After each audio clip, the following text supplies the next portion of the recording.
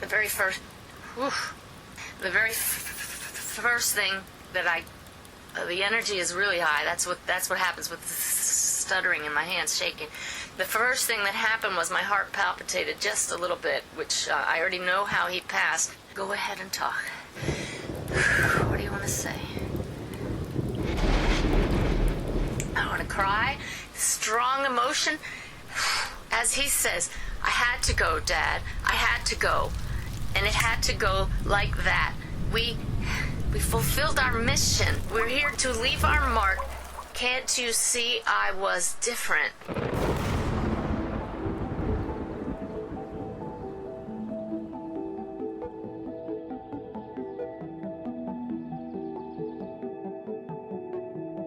We went to a conference at the ARE Conference Center to watch and hear Eben Alexander. Prior to his presentation, Suzanne Giesemann was doing a presentation. I had just finished giving a presentation at a conference in Virginia Beach at the Association for Research and Enlightenment. We were sitting in the first or second row, had never heard of Suzanne. And we really knew we were in the right spot when she started off telling us how her stepdaughter was struck and killed by lightning.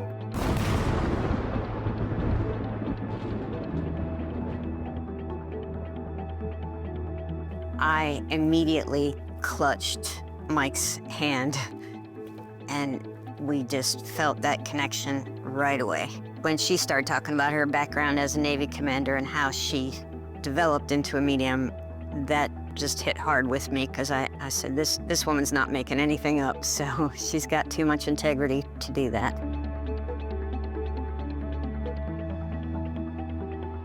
There was a big crowd, and I was very happy that a lot of people lined up because they wanted me to sign my book for them. And there was this one guy that I noticed hanging out at the back. He kept waiting to be at the end. People would come in the line, and he would get at the end of the line. We were so impressed that we waited at the end of the line until everybody was gone, and I approached her. And when he finally came up to me, I couldn't help but notice this T-shirt he had. It was this giant wolf's face on the front of the shirt. And he was very shy and quiet. I found out pretty quickly that his son's nickname was Wolf, and that explained the T-shirt. But when he told me how he was killed, it really got my attention.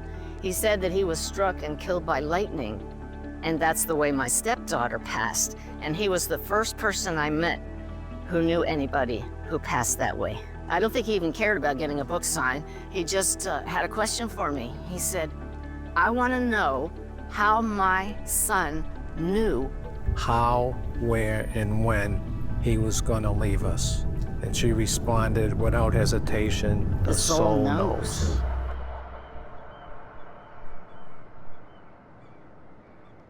At the time of her passing, our Susan was a sergeant in the Marine Corps. She was 6 months pregnant. She'd gotten married just 7 months before, and we were there at the wedding. And she was reporting for duty. Her husband had been on duty all night long, so she was all excited, crossing the flight line to go see him and take over her job that day.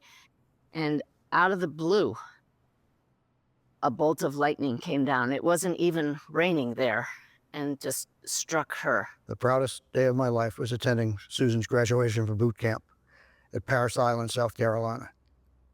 She had gone in as just a regular civilian 18-year-old, 19-year-old, and came out as a Marine, sharp as a tack. I was very, very proud of her, as I always will be.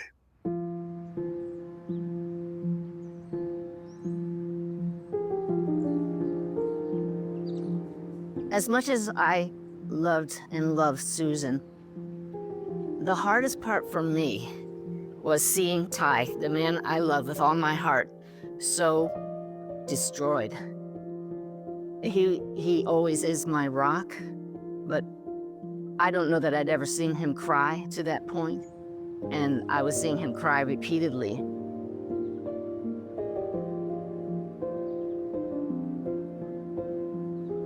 We went to the funeral home the night before the funeral. That was the chance for the family to see Susan. It was denial. This could not possibly be happening. And it must have been a mistake.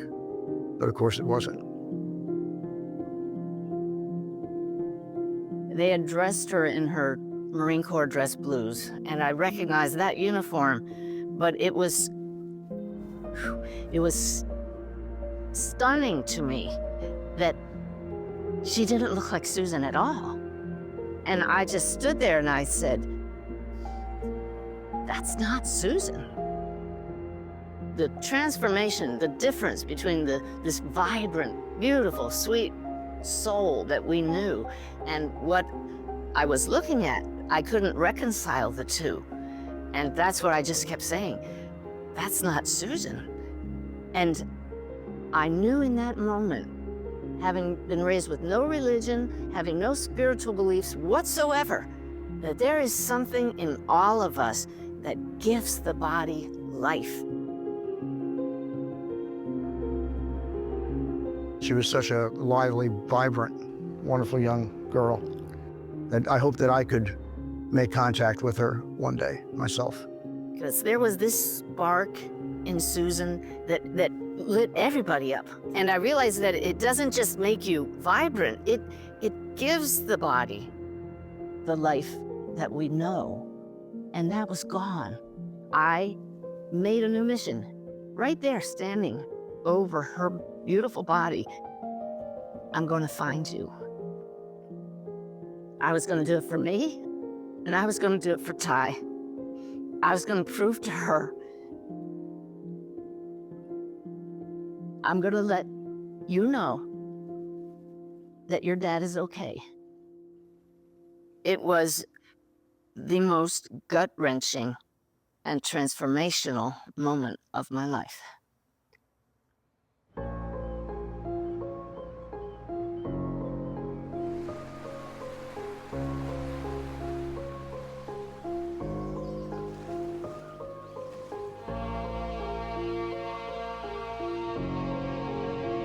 After Susan died and we went back to the States, Suzanne said, I'd like to go to a medium. And I didn't even ask her the question, what is a medium? Because I had no idea and I didn't want to display my ignorance. So we went to the medium and found out what a medium does. And it was life-altering. Our first contact with Susan came through a medium. I waited until I could find someone who I knew could really see those in spirit. She had Ty sit in another room because she wasn't used to reading for two people at once. See, I figured I'd only get one shot to take Ty to a medium, and it needed to be good. It couldn't be just, oh, there's a woman here with gray hair, it's your grandmother and she loves you very much. And the woman suddenly shifted gears and she said, wait, there is someone here. It's a young woman in a brown uniform who seems to have passed rather suddenly. And I have this tingly electrical feeling running up and down my arms. And I suddenly have the headache of Zeus and Athena. And Zeus was the god of lightning bolts. And she said she appears to be in her 20s when she passed. This was so far from, this is your grandmother with gray hair, that the tears just started running down my face. I was sobbing, and I said, don't let her go anywhere. We've got to get Ty in here. You know, it wasn't until years later I found out that he didn't even know what a medium was. He went with me because he's learned to say what all good husbands say. Yes, dear, you know. He went with me and is sitting there and I say, Susan is here, and he came in and he sat down and the woman says, well, now this young woman has gone and she's standing in front of you, sir, and she's saying, Daddy, Daddy. And she's crawling onto your lap and she's put her arms around your neck and is leaning her head into your shoulder.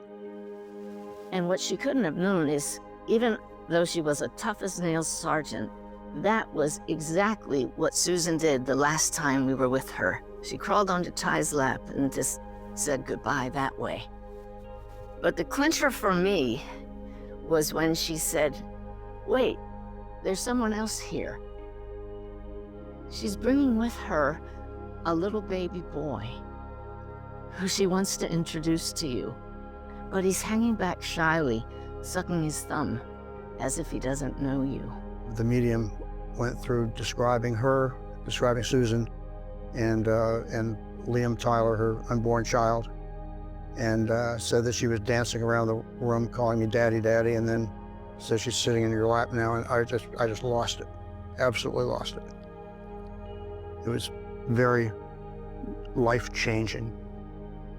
And that medium had no idea that Susan was 6 months pregnant with a baby boy.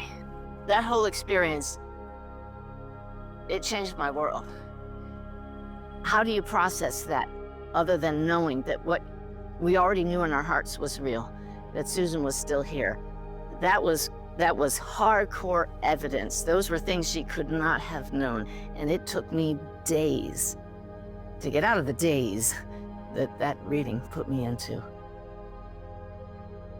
I would not be a medium today doing the work I'm doing if she had not given us that kind of evidence.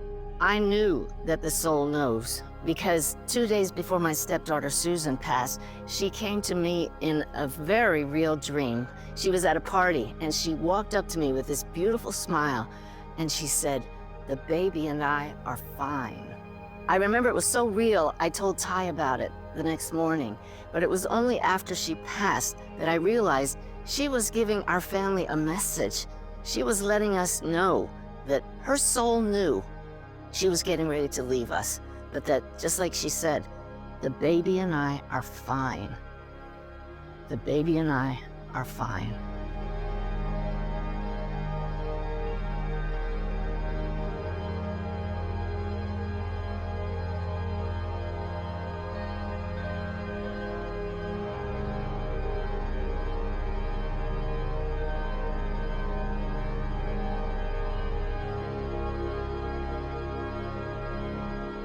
The first time Susan showed up in my meditation, it was just a normal day, and here I am every day, still 3 years after her passing, saying, "Susan, show yourself to me." And I'm sitting there quietly, waiting, watching, listening with my eyes closed, and suddenly, here she is. I felt her over here. I felt her presence, but I heard her voice. It was her voice, and she just said as casual as ever, "Hey, Suzanne," just like that. I just started crying. I said, "Susan, where have you been?" She just said, "Just tell my dad I'm okay." And I said, "You know how I work." Because by this time, I'm already doing readings for other people. Where has she been? I said, "Tell me something about your mom, your biological mother, that I can't possibly know. Give me current events." And she gave me 3 things in a row.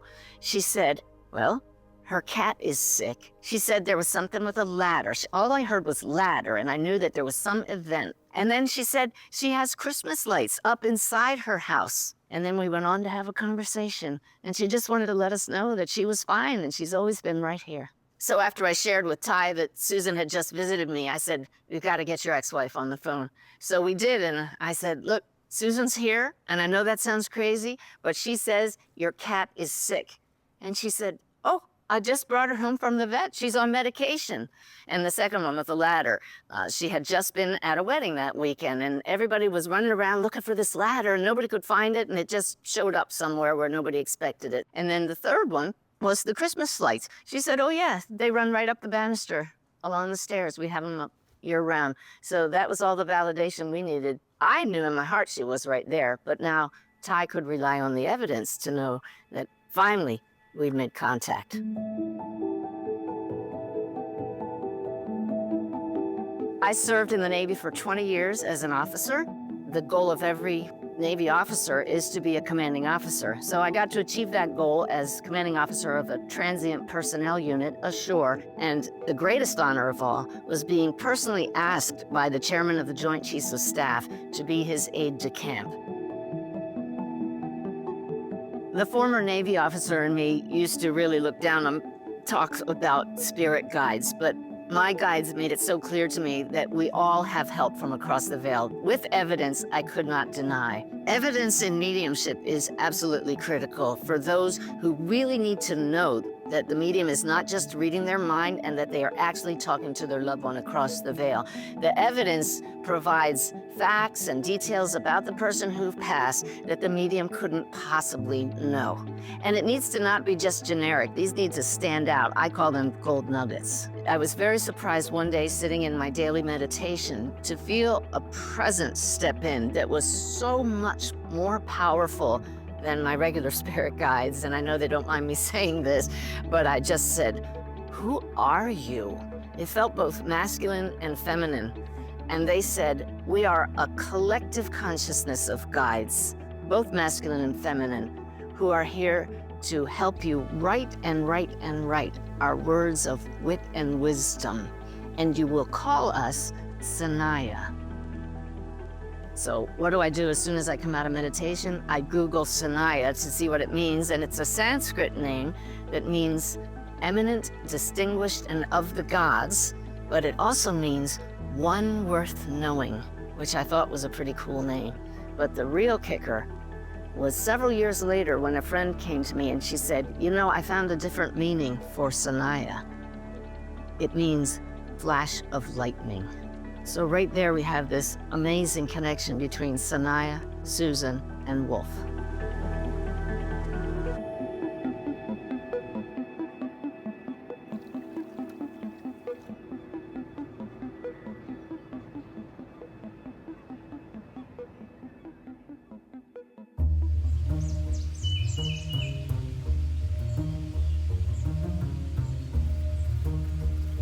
I'd set up the reading for Mike and Beth for a Saturday in July.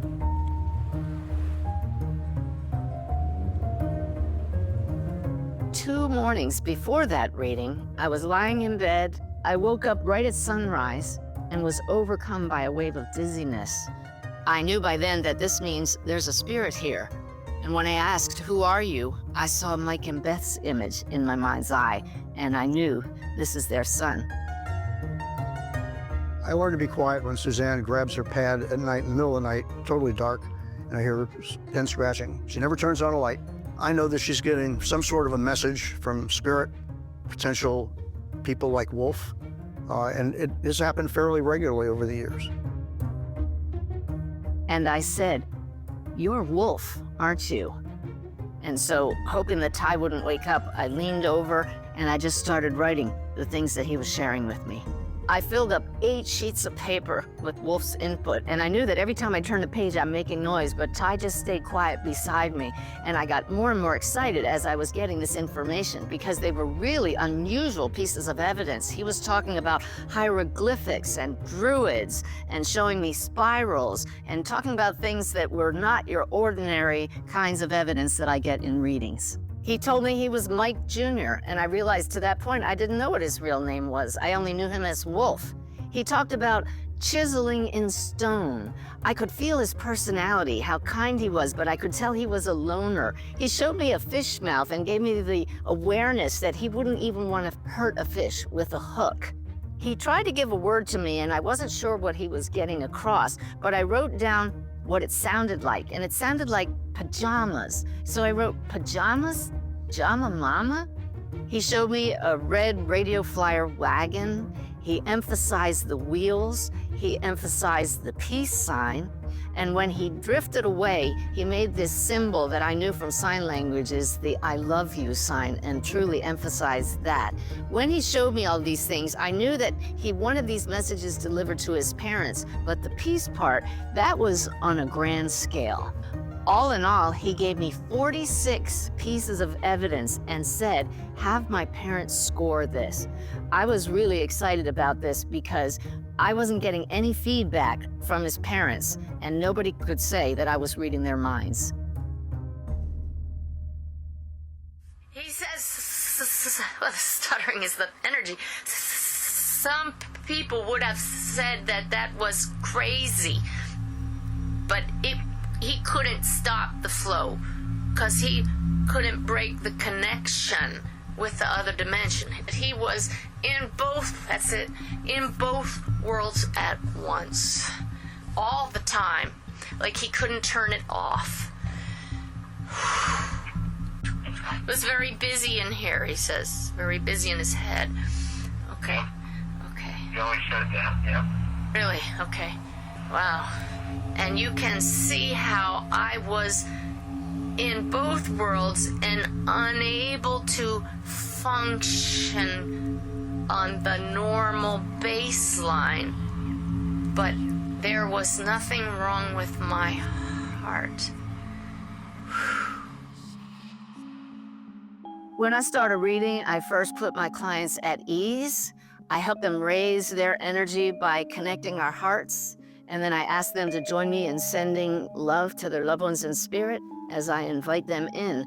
And I literally picture them merging their energy fields with mine so that I can feel their personality and start sharing with their loved ones here what they want us to know. When the energy's that high, the information just flows. And Wolf was showing me images of him writing, and not just poetry, but all kinds of words and drawings. I saw spirals. He showed me triangles, all kinds of shapes. And he showed me that all of this was on loose leaf type paper. And I remember saying, papers, papers, papers. Papers, papers, papers, papers, papers. You talked about the poems. He's showing me stacks of loose papers, but you've gathered them. She said, I'm just seeing papers, papers, papers, loose leaf papers everywhere. And that's how he wrote. He would write on whatever piece of paper, or he would tear it out of a notebook. It was never orderly. It was just papers everywhere. And he's saying, thanks for keeping it safe, Dad. Thanks for keeping it safe. He says, thank you for keeping them safe. There's something about that word safe. Does that make sense? I took them all and I have them at the house. I took everything of his. He showed me circles and planets, and he said, this is where I came from. Wolf said to me, I was in two worlds at once. It was very busy in here. And he pointed at his head just like that. What was a great validation was later Mike sent me a photo of Wolf doing exactly that and saying, it was very busy in here. I had never felt a more powerful spirit in a reading, and I could feel that Wolf was this immensely kind and gentle soul. Wolf told me that he was wired differently, that he had trouble in school and couldn't hold a job. All of these things were validated by Mike and Beth.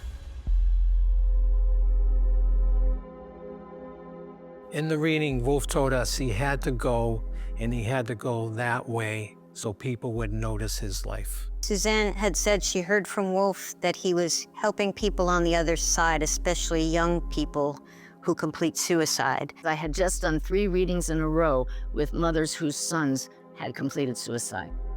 And he also said he had to come and live the life he lived and go through those difficult teenage years to understand how they had trouble fitting into society, and was helping them process that on the other side. He told me he had completed his mission on Earth. He struggled to fit in. He was not able to go to mainstream school systems and follow their rigid rules. He couldn't hold down a job and be able to focus on one task for 8 hours. He would see somebody that looked sad and he'd wander off and go and talk to them and try to help them. And so he struggled just fitting into the norm of this society. I learned from Mike and Beth that his friends and anybody who knew him talked about how kind he was. And just like in that unexpected drop-in in the early morning hours, he brought up the red wagon again, and again focusing on the circles, as he then expanded to show me more figures from sacred geometry, the spirals and the triangles. And I knew that there was some message in there, and he was getting to the fact that it was all about the oneness. It was a friend of mine who enjoyed playing detective, who discovered that there was a movie about a radio flyer wagon that was all about the desire to go home. Wolf said, the way I passed, being struck by lightning, was so that others will pay attention, and that we're supposed to share his story. Wolf told me that he was tethered to the other side and couldn't stop the flow, that he was not of this world. He was diagnosed mentally ill because of the voices he heard, because of his inability to stay in normal classrooms and do normal behaviors. I know he brought it up so that we would have greater empathy for those diagnosed with mental illness and come to see it in a new light, that maybe some people are just in two worlds at once. He was constantly channeling from the other side these higher energies, and he just did not know how to deal with all that information coming in. I couldn't believe that, because the person I was feeling from across the veil was the most powerful spirit I had ever encountered to that point. It gave us a new perspective on mental illness. Not all that are diagnosed mentally ill are truly sick. There are people like him, he said, that are just channeling higher vibrations constantly, and it's hard to process that and live on the normal baseline. The thing that I love about Wolf is that he was diagnosed as schizophrenic. He was a lovely human being. Everyone describes him as kind and loving and compassionate, and he was creative, and he was a poet, and he had all this. It's like it's like the and thing that I think is so important. And then when he crossed over and Suzanne begins to talk to him, she understands that he is like the most elevated, powerful spirit she had ever brought through to that point. So you have this objectively not what you would want to be human, and yet he's this too. And I think that is so important for all of us. The message, one of the most important messages of Wolf's life to me is that we don't have to be perfect. Wolf told me that he may have been diagnosed with schizophrenia, but there was nothing wrong with his heart. He told us, "I'm at home now. I'm at peace now." Wolf said that it's all about love. It's all about love, and that is the most powerful message that any of us can get from him. He had a funny way of showing, "I love you." At the end of our visits, Wolf and I had this special sign. We would give each other a hug and then tell each other this way how much we loved each other. Which was exactly what he showed me in that drop-in.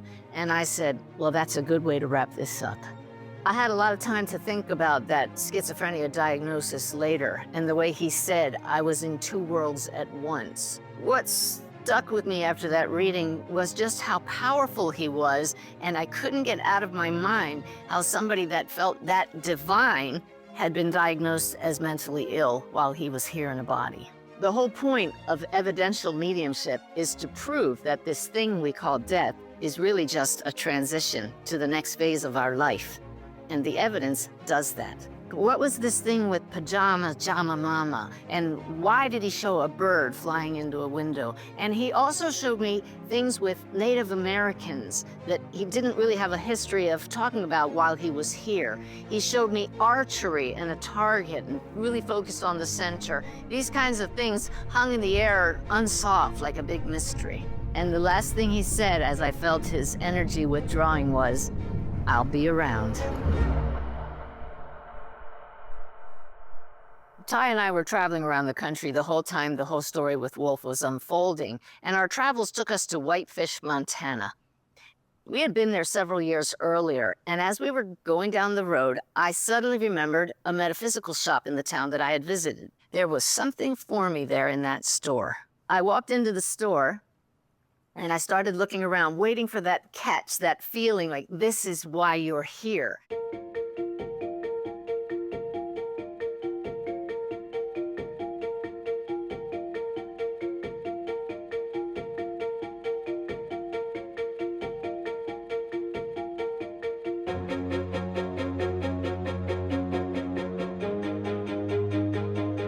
The shop owner came out of the back and she glanced at me and she said, "I remember you." The owner of the store introduced herself as Velvet, and she said, "We're supposed to talk." And suddenly I knew she was the reason I was called to the store. And she said, "You want to get together?" And I said, "We're supposed to." And she said, "Well, when do you want to meet?" And I said, "Well, tomorrow's my birthday, and some pretty cool things have happened on my birthday in recent years, so why don't we meet tomorrow morning?" And we set a date to meet in a local coffee shop the next morning.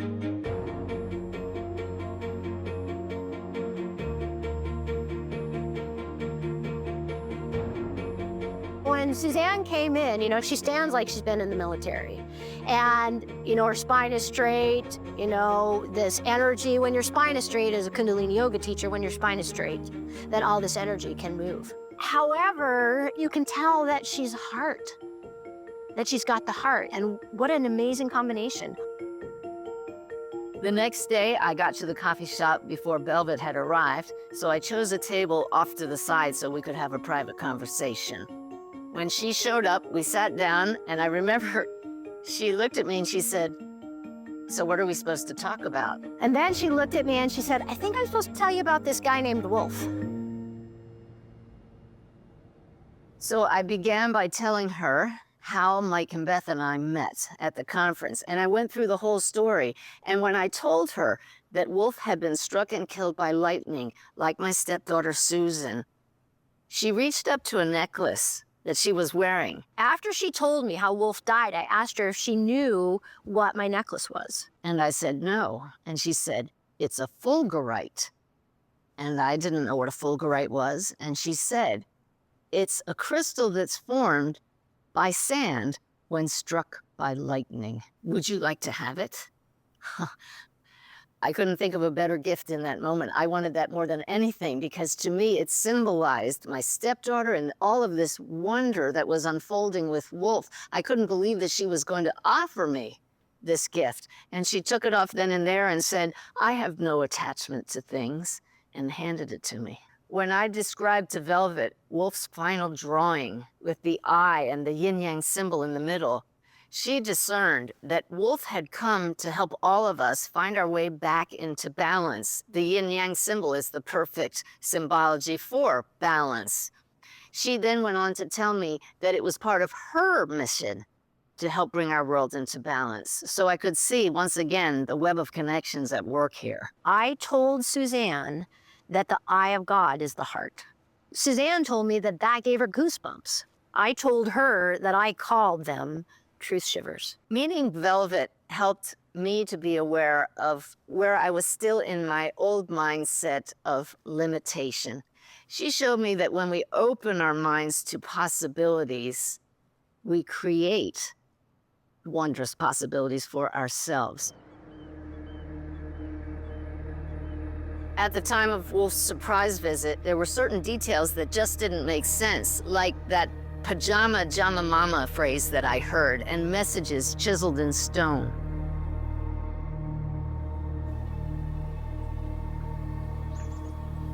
One day I was passing by a Barnes & Noble store and I had this knowing, there is a book for you in there. So I went straight to the metaphysical section and I had an experience unlike any I'd ever had in my life. Suddenly, one of the books right in front of me moved. I saw it move from right to left and back again, and I even heard the pages rustle on the shelf. I remember turning to the side and thinking, did anybody else see that? But when I looked back, I didn't know which book it was. But the amazing thing was, it did it again. It moved exactly like it did before. And some people might say that was an illusion, but I know that those in spirit can manipulate our senses, and they were trying to get my attention. So I bought that book. I was a little disappointed because it had to do with the Mayan calendar and extraterrestrials and topics that I try to stay away from. But when I got it home and I started looking through it, I felt Wolf's presence. And he said, go directly to the photos in the middle. And I looked and you could see there was a section of photos. And when I turned to it, I saw this figure from a place called Puma Punku in South America, a place I'd never heard of. I'd never seen this figure before. But when I looked at the caption at the bottom, I about fell over. It was a statue called Pachamama. Pajama Jama Mama. This was it. This is what Wolf was trying to tell me about this figure. And when I read about it, turned the page, it turns out that Pachamama is chiseled in stone along the back. I knew that we had solved one of the mysteries. I didn't know why he brought it up, but I could tell that I was being led clue by clue to figure out what were those things he gave me in the surprise visit that nobody knew about. After we left Lake Louise, Ty and I headed south and came back into the United States. We had to make a detour for repairs to our RV. And Ty was a bit bent out of shape because that was a hassle, but I kept hearing, there is a gift for you in Colorado, where we were headed. That gift turned out to be a book given to me by one of the followers of my work called The Tribe of Many Colors. Until I received the gift of this book, I didn't understand why Wolf kept referencing Mayans and Native people. I couldn't believe it when I turned the page, and there it was laid out before me, that there were two great civilizations, the Mayans and Aboriginal people, like our Native Americans, who are still living from the heart. It practically jumped off the page at me because this was it. This was the key, that we are out of balance because we're in the head and not living from the heart. Suddenly, everything fell into place. I had a stack of books on the go at that time, but I was absolutely guided to start reading that book right away. The author, Keisha Crowther, even brought up Pachamama, Mother Earth. All those bits of evidence from across the veil had shown up in a book about Mayan history, and now I knew why. We walk in two worlds at once, this physical world and the spirit world. And as if to prove to me that I was truly meant to read this book, I turned to the end, and there was the phrase, "The time of the lone wolf is over."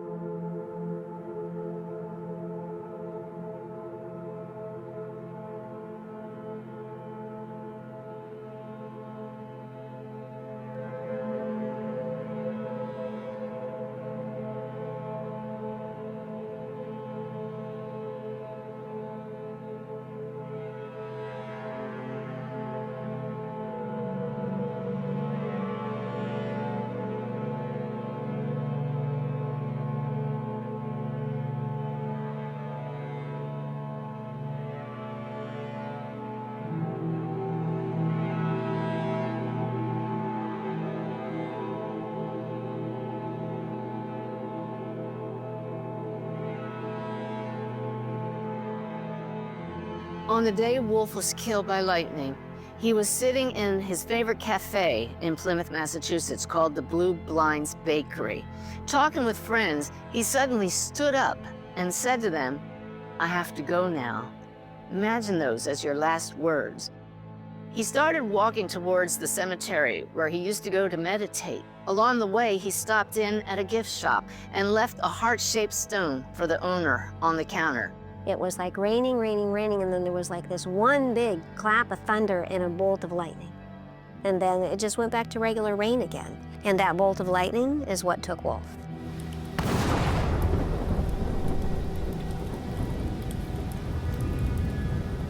The police report said that the storm that came over the town at that point was very localized, but it happened to go right over Burial Hill, and there was just one single crack of thunder that those in the town heard. That was the lightning strike that took Wolf. It was early evening, and Beth and I were relaxing around the house, and we heard a knock at the front door.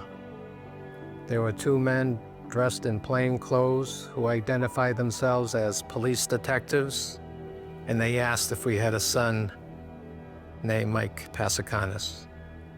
So we invited them in.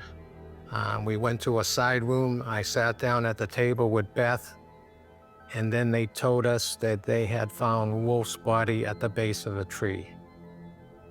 I just was in total shock and disbelief, but the moment they said, "We know it's your son because he looks just like you," a sword pierced my heart. And that's the moment that hell right.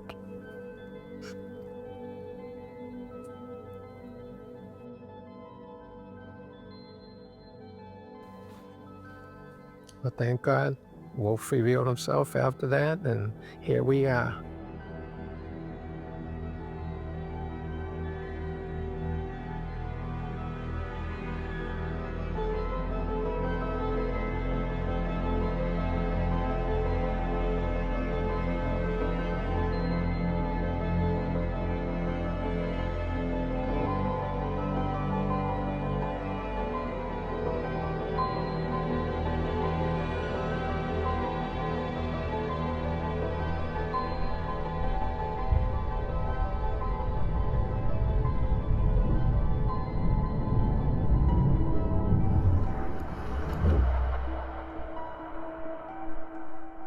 morning after we were notified by the police detectives, Beth and I got in the car and drove up to Plymouth. We wanted to know where they found Wolf. So we parked and we drove up the hill, and there was his hat at the base of one of the trees, along with some latex gloves, which we assumed the crews must have left. So this is how we identified where Wolf left us. The police detectives also told us we were not allowed to go to his apartment, which we really wanted to go see. We were just kind of lost that day once we had spent some time at the tree and didn't find any answers there. We kind of just wanted to wander in Plymouth and walk around where Wolf used to roam. And we happened by a florist shop, and I said, Mike, let's go in and get something to leave at the tree.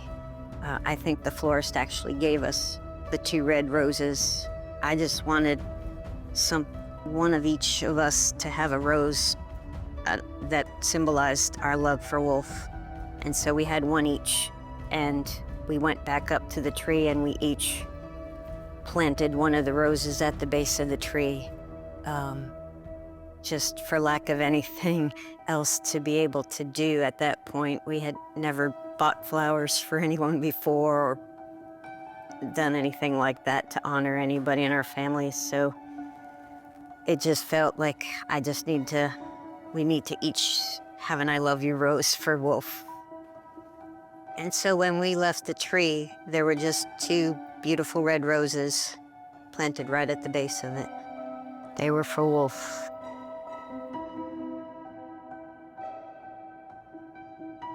Later in the afternoon, we received a call from the detective saying, we just heard back from the coroner's office and your son passed from a lightning strike. They had actually seen the hole in his boot where the lightning had passed through.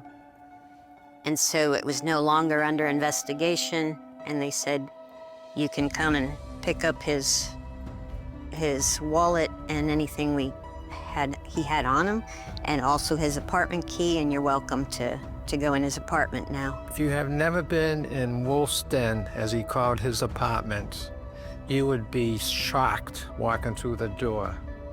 The first thing you would notice is every single inch of every wall, every ceiling, even the closets, had his poetry, his drawings, other posters, or material related to nature. It was just stunning. The next morning, we went straight up and went in his apartment, and immediately were struck by how neat and clean it was. There wasn't a dirty dish in the sink. His bed was made, which he never did, but mostly we were struck by the neatness and the orderliness of it, because that was not how Wolf lived. And when we would go up and visit him every couple of weeks, he would move this artwork around, and we never knew why, but he would change the scenes from one wall to the next wall the entire time he lived there. Mike was kind of stuck in the living room, and I had wandered back to what I call the nature room. I'm not sure if Wolf ever called it that. I think he might have. But basically every inch of that room was covered with nature pictures. Some of them he had drawn, but mostly magazine pictures of animals and all kinds of nature scenes. But there was only one poem in that room, and it was a poem we had never, ever seen before. And Mike was with him just a few days prior to that, so he knew it wasn't there then. And when I read the poem, it struck me, and I just called out to Mike, come here, you have to see this. And I heard Beth, Mike, you gotta come in here. With urgency, I ran back there because she sounded rather disturbed, and she was pointing at the wall and said, you gotta read this. I saw the last 2 lines and said, how would he possibly know this was gonna happen to him? In that room also, facing the poem, was his chair, as if here's where you sit and here's what you look at. directly behind that was a cutout of his t-shirt with the lightning strike on it that he had just worn that previous weekend. And he had cut that shirt up and put that directly across from his poem in the nature room. So the whole room was set up, I felt. Sit here and look at this poem because it's meaningful. He had left everything in order. In the military, we call that two-blocking everything, where you just make your bed just right and you put the things on the dresser just right. Mike also told me that just a few weeks before he passed, he stopped moving the artwork around in his room. He knew he was never coming back. Wolf's final poem said, "Spirit of great healer, awaken within this heart.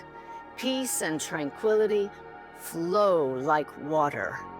The time has come to allow the light of nature to free my soul." If you look at Wolf's last piece of art, there's a picture of the tree, which is where he was struck by lightning. And next to that tree, at the base of that tree, are two flowers, which his dad and his stepmom had placed there after his death. By looking at that piece of art, I personally believe that he knew how things were going to happen and what would happen afterwards. I believe that that was Wolf's way of saying, "I know it's going to be okay, Dad." In Wolf's drawing, he showed the exact tree where he was struck and killed by lightning. And you can see the two roses in that drawing placed there just like Mike and Beth put them after he was killed. How did they know to do that? This is something that was seen at the soul level that was going to happen. Wolf knew that they would place those roses at the site of his death, even though there was no tradition of having done that in the past. Throughout the ages, the yin-yang symbol has been the perfect representation of balance and harmony. And that ended up being one of the main reasons he came back, to show us that we are out of balance as a species, that we need to come back into alignment and attune with our true nature, which is the soul. The way to find the balance is to not spend so much time in our heads, thinking and feeling like we have to rely on our brains for insights. We shift our awareness to the heart and we tune into guidance that comes from something so much beyond this objective world. Wolf came to show us that we are out of alignment with our true nature because we're placing too much emphasis on our intellect, on technology, and on information, rather than the insights that are coming from the heart. As a result, we are unbalanced spiritually, prisoners of the head. I think the fact that he knew that everything was connected was the interesting thing about all his creativity. His apartment was like an art studio. I mean, he had every wall and ceiling and everything had his artwork on it. But if you really paid attention to the way he had it put together, there was a method to it, right? And that method was to show the interconnectedness of all things. I support my friends and who supports me, and this is what this is about. It's called Dark Realm State. It is easy to say to everyone that I am fine and feeling good inside. Why explain the truth? Supporting, loving, and compassionate friend is what I have displayed to all around. When I feel broken, dead inside, and emotion drained, who can I call or talk to for some support? Dealing with my life, take it all in, asking for help or support, deeply feeling these lonely, dreadful nights through nonstop storms in therapy. Thank you.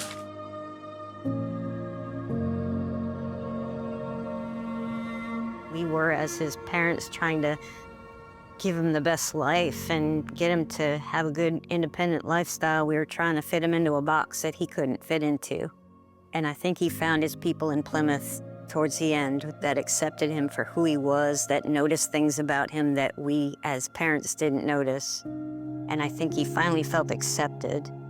He was otherworldly. He had these unusual eyes, and they were very penetrating eyes. And I remember thinking, if I'm being honest, you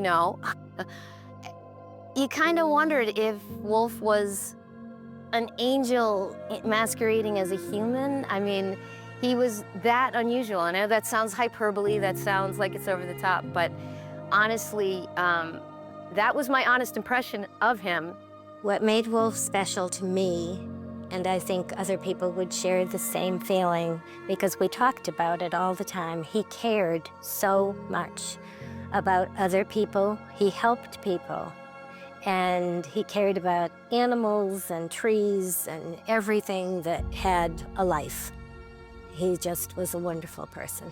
It's okay to be different, and it's okay not to have a label. It's okay to just want to do good. He brought out a lot of good in people, and he saw good in people, which helped other people see it in themselves, I think, is probably one of the strongest things he did for people. And that's probably what I loved about Wolf the most. He had an innate sense of awareness that most people don't have at that age. He knew about the world when he was so young. And I wasn't quite sure how he got that way, how he got that knowledge. So he was a puzzle to me as well. There was an aspect of Wolf that didn't really think he was going to be here a long period of time. And I think it was like, I've fulfilled what I needed to. And I have other places to go. And I think there was an aspect of Wolf that felt like maybe I can help more from the other side. I can bring that message out more by being over there. I remember him in the most gentle instances because that made up the whole of who he was. He was something spiritual, something mystical, even though we had overlooked that fact. We would humor him because he was a great eccentric. He was such a gentle soul. You couldn't break his heart. He was a force of nature taken by a force of nature. And there's no better end to someone as magnetic and miraculous, really, as Wolf. I loved Wolf. I don't know how anybody could not if they were close to him. There will never be another Wolf. Every single individual is their individual, but some people just shine more brightly, unfortunately, beyond their time. He loved us, and we still love him. Wolf was love.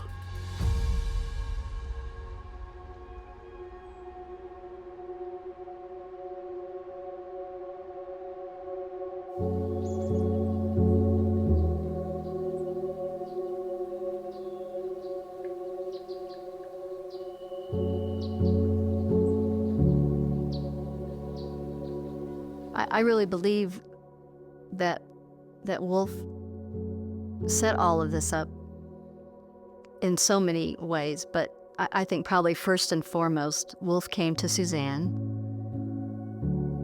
so that he could let his dad and his stepmom know that he's not only okay, but he still has a plan and a purpose. Wolf came and lived this life to show us that we don't have to be perfect while we're in these bodies. We are already divine.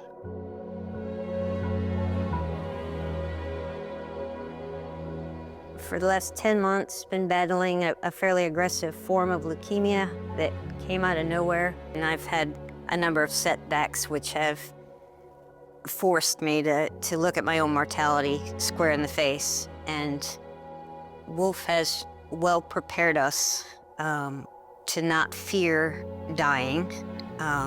So I now know, not just believe, but know, there is a greater reality beyond the physical death of this body. I will live on. 14 years ago now, I could not have said that. I would have been very fearful of my physical passing. Thank you, Wolf. Thank you, Suzanne. And thank you, Wolf. Thank you, Suzanne. Thank you for what you've given me. And thank you, Wolf, for this incredible healing that you've given to all of us. The takeaway from Wolf's teaching, to me, has become the basis of all of my teaching. And it's very simple. Number one, we're not only human.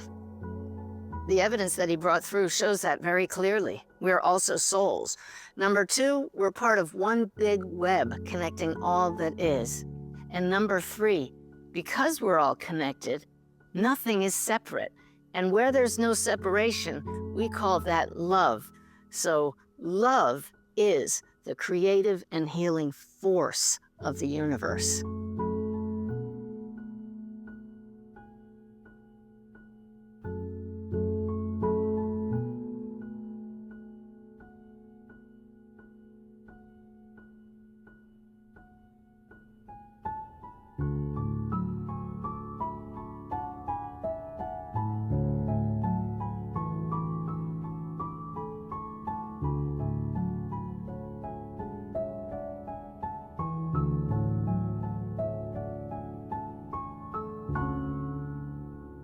I felt his powerful presence begin to withdraw.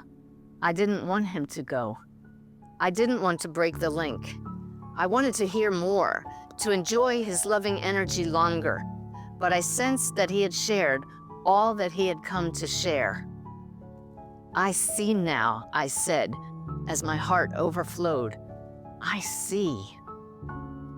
Bingo, Wolf said, as he pointed at the center of my chest and faded away. Thank you, Wolf.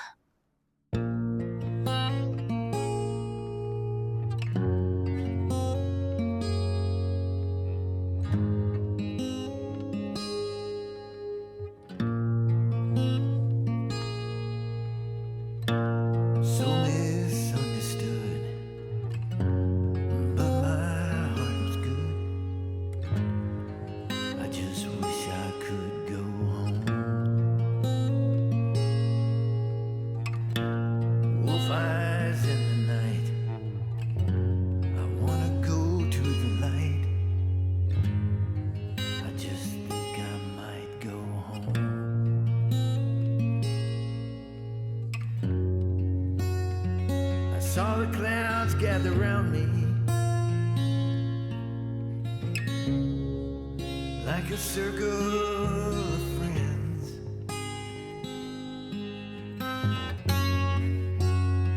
The light of nature had found me.